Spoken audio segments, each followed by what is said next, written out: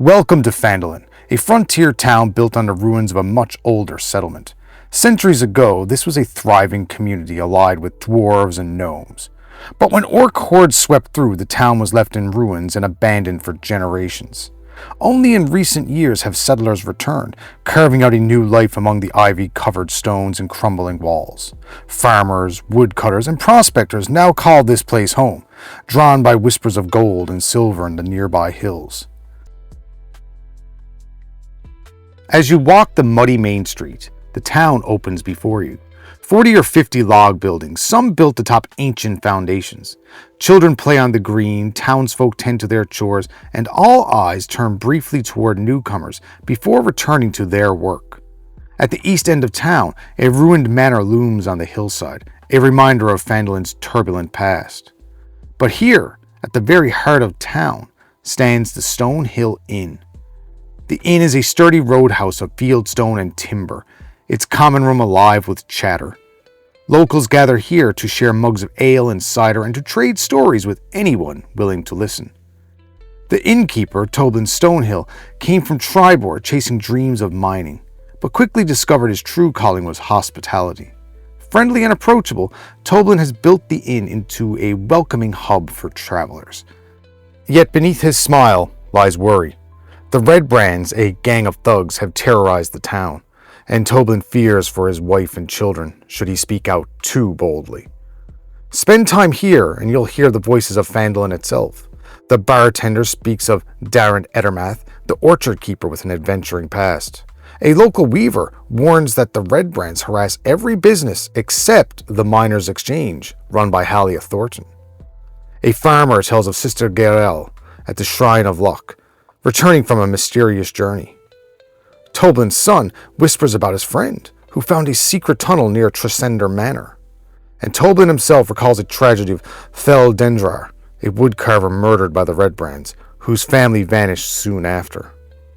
Each rumor is a thread, weaving together the larger story of Phandalin, a town struggling to survive, yet filled with people whose lives and secrets shape its destiny.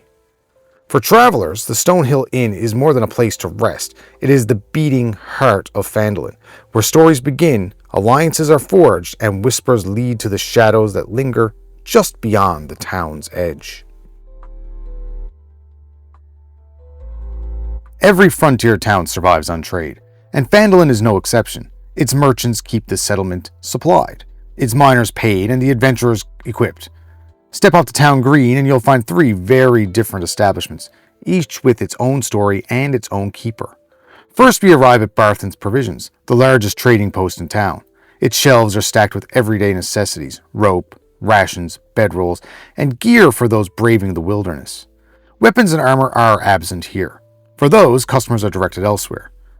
Behind the counter stands Elmar Barthen, in some accounts Elmina Barthen, a kindly shopkeeper with a gentle manner. At 50 years old, Elmar is lean and balding.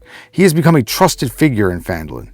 He employs 2 young clerks, Ander and Thistle, who help with wagons and customers.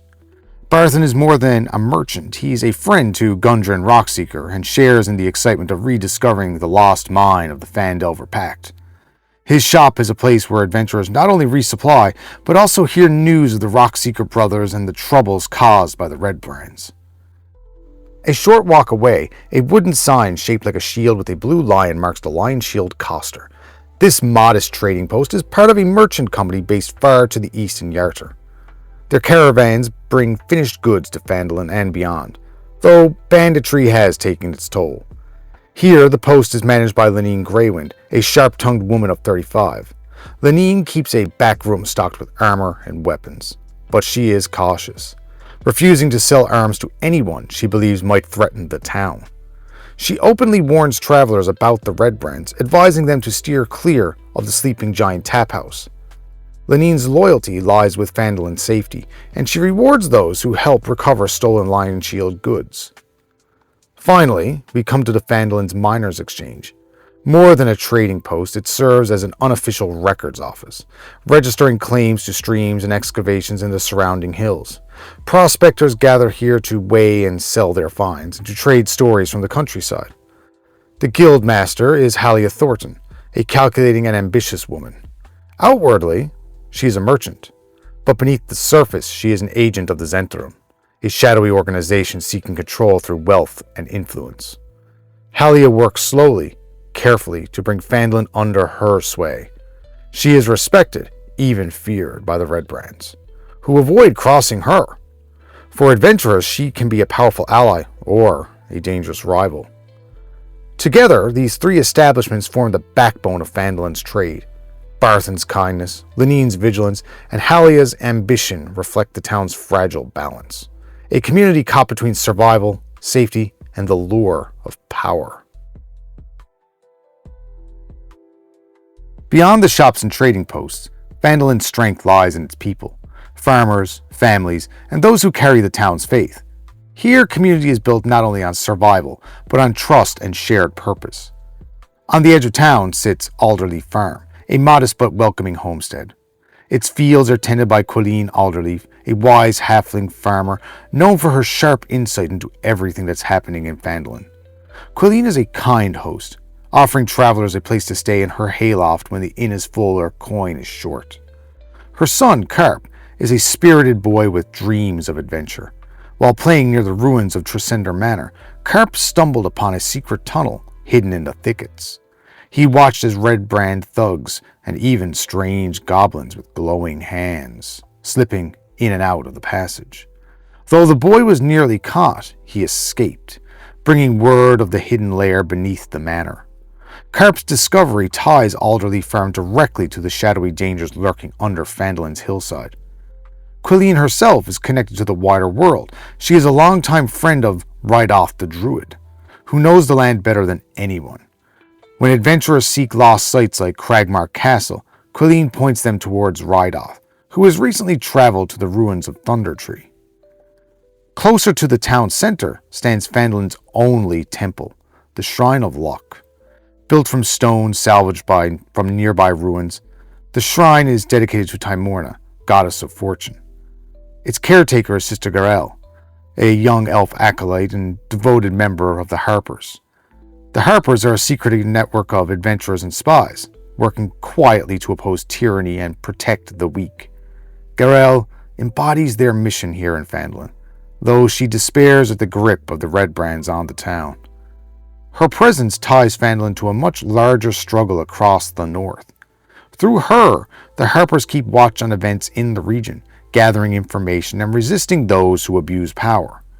The shrine itself is a symbol of resilience, a place where townsfolk pray for luck, and where adventurers find guidance in the goddess's favor. Together, Alderleaf Farm, the Shrine of Luck, show the soul of Phandalin. In the farmstead's warmth and the shrine's quiet stones, we see a community bound by family, faith, and the hope that fortune will favor them against the dangers pressing in from all sides. Phandalin may be small, but it has its guardians, figures who carry the weight of history and justice into this frontier town. One such presence lives quietly beside an orchard, watching over the community with a veteran's eye. On the edge of Phandalin lies Edermath Orchard, a tidy cottage surrounded by apple trees. The orchard grew wild long ago, but its caretaker, Darren Edermath, has been slowly clearing the underbrush, cultivating it once more. Darren is no ordinary farmer. He is a retired adventurer, a silver-haired man, but always described as fit and seasoned. His past stretches across distant lands where he served as a marshal and a herald. After decades of service, he returned to the Neverwinter region, his original home, to live out his retirement in Phandalin. Darren is a member of the Order of the Gauntlet, a fellowship devoted to justice and vigilance. Though he is no longer active, he does still embody their ideals, smiting evil, enforcing justice, and protecting the innocent. He keeps a watchful eye on Phandalin, ready to share news with adventurers who uphold these virtues. Darren is deeply troubled by the Redbrands. He knows their leader, Glassstaff, hides beneath Tresendar Manor, and he believes it is time someone stood against them. His orchard becomes a place not only of cultivation, but of counsel, where adventurers hear the call to confront the gang that has plagued the town. Beyond Phandalin, Darren has heard unsettling reports from prospectors, foul undead haunting the ruins of Old Owl Well, northeast of town. He knows the site was once a watchtower, and he fears dangerous magic may still be stirring there. Though retired, Darren urges others to investigate, offering guidance and even relics from his adventuring days. Edermath Orchard is more than a farm. It is a place where Phandalins past and present meet, where a retired adventurer tends his trees while guarding the town's future.